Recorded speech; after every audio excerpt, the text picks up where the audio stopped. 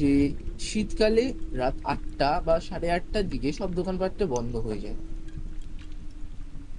তো আমরা ব্রিজের নিচ থেকে যাচ্ছি, হঠাৎ করে একটা টোটো দাদা আমার কাছে এসে বলে, কিরে তুই এখানে?